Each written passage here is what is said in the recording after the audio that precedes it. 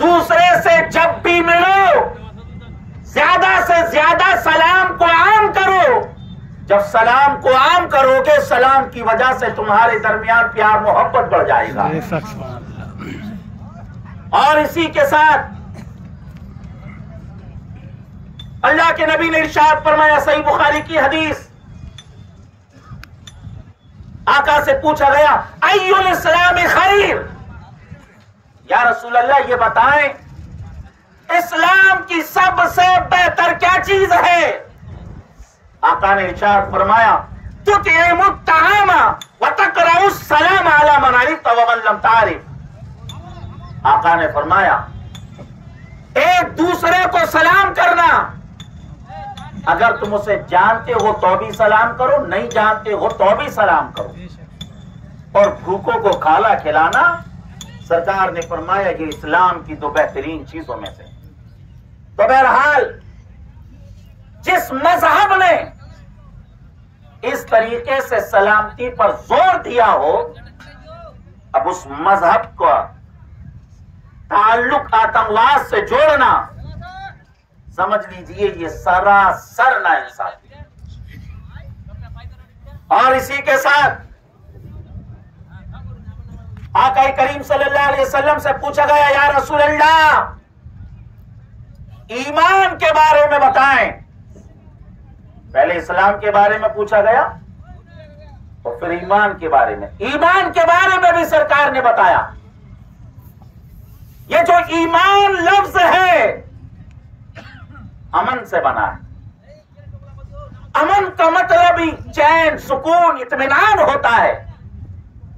आप बताइए, मोमिन ईमान वाला, मतलब मोमिन कहते ही उसे हैं जिसके अंदर अमन हो, जो अमन पसंद करने वाला हो, जो अल्लाह की बताई हुई चीजों पर दिल से ईमान रखता हो, वो मोमिन है। और इसी के साथ जो इस्लाम को माने वो मुसलमान है। और मुसलमान किसे कहते हैं, अल्लाह के नबी ने वो भी बताया, अल मुस्लिम मन सलिम अल मुस्लिमून बिल लिसानिही व यदैहि। तुम में मुसलमान वो है जिसकी जबान और जिसके हाथ से दूसरा मुसलमान महफूज रहे।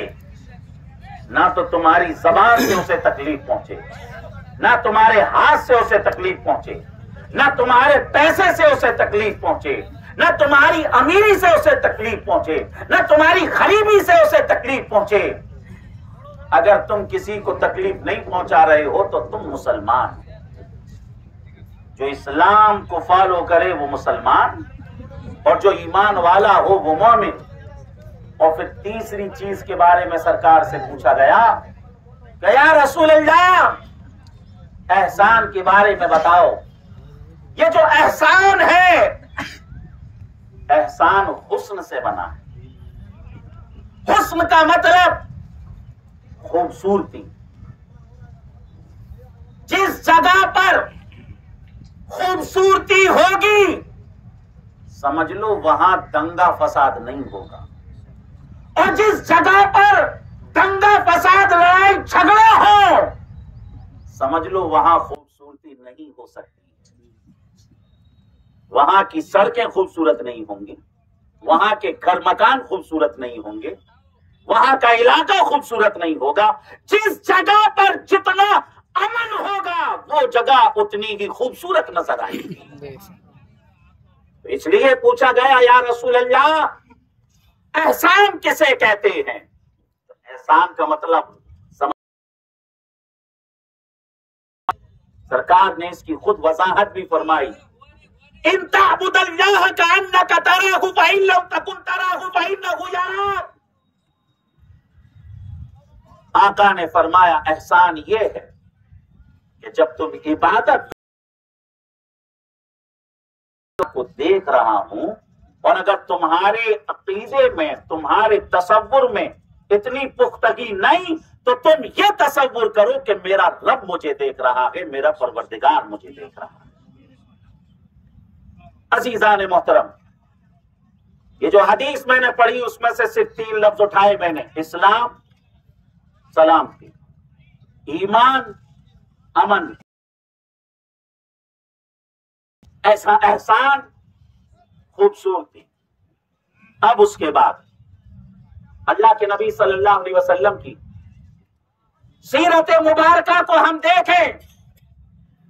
अल्लाह के नबी सल्लल्लाहु अलैहि वसल्लम हर जगह, हर घड़ी अमन, चैन, सुकून, शांति का पैगाम दे रहे हैं। कैसे अमन, चैन, सुकून, शांति का पैगाम दे रहे हैं? सही बुखारी की रिवायत, अल्लाह के नबी सल्लल्लाहु अलैहि वसल्लम मस्जिद नबवी के अंदर चलवागर हैं। एक आराबी आया और वो सरकार से बात करने लगा। उसे नहीं मालूम मस्जिद क्या चीज है, उसे नहीं मालूम कि रसूलुल्लाह सल्लल्लाहु अलैहि वसल्लम की शान क्या है। उसने क्या किया? कुछ देर के बाद उसने मस्जिद में ही पेशाब कर दिया एक तरफ जाके।